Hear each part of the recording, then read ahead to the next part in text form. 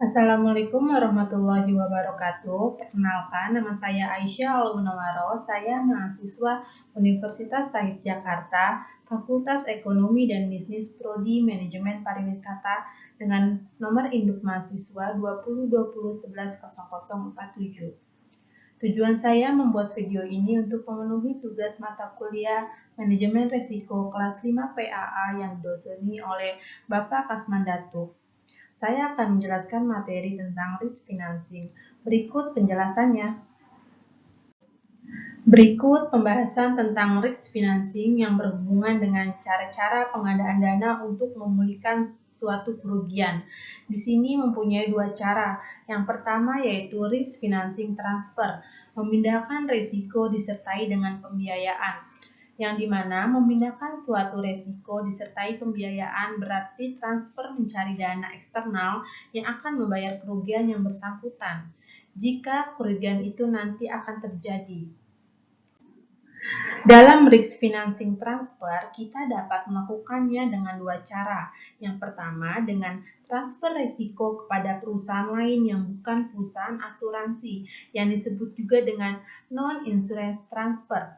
Pemindahan risiko kepada pihak non-insurance ini biasanya dilakukan melalui kontrak-kontrak bisnis biasa dan melalui kontrak khusus pemindahan risiko.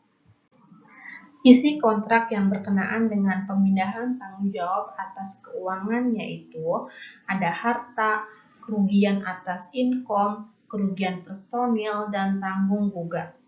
Transfer dapat berupa pemindahan tanggung jawab keuangan saja untuk tindakan tak sengaja pihak transfer, dan dapat juga berupa pemindahan semua tanggung jawab kerugian sesuai dengan kontrak tanpa melihat penyebabnya baik kelalaian transfer, pihak ketiga maupun bencana alam.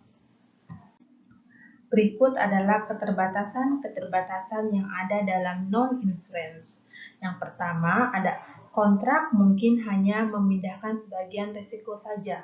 Yang kedua ada kadang-kadang sukar memahami bahasa hukum, sehingga dapat menimbulkan salah tafsiran di kemudian hari.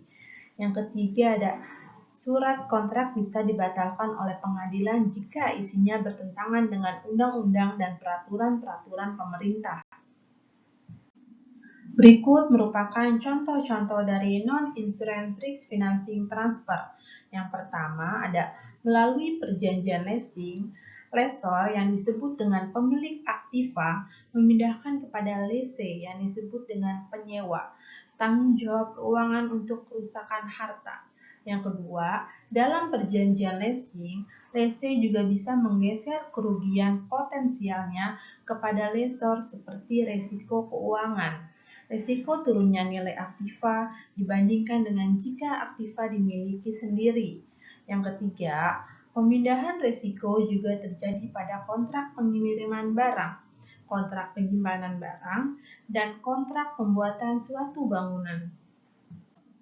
Berikut merupakan contoh non-insurance risk financing transfer yang keempat, yaitu surety bond. Dalam kontrak surety bond ada tiga pihak yang terlibat, yaitu surety yang disebut dengan penjamin, pihak oblige yang disebut dengan yang dijamin, dan pihak kontraktor yang disebut dengan prinsipal. Jika prinsipal tidak memenuhi kewajibannya, maka surety akan membayar kerugian pihak oblige. Yang kelima yaitu neutralization. Neutralization merupakan proses penjimbangan chance kerugian atas chance keuntungan. Neutralization yang paling populer adalah hedging. Dilaksanakan kebersamaan dengan kontrak penjualan, di mana penjualan melakukan kontrak pembelian dengan pihak lain untuk barang sama jenisnya. Dengan demikian dapat ditutup resiko kenaikan harga, resiko putusnya persediaan, dan sebagainya. Cara yang kedua yaitu risk retention, menanggung sendiri resiko. Menanggung resiko sendiri dapat bersifat pasif atau tidak direncanakan yang disebut dengan unplanned retention, dan dapat pula bersifat aktif atau direncanakan yang disebut dengan planned retention.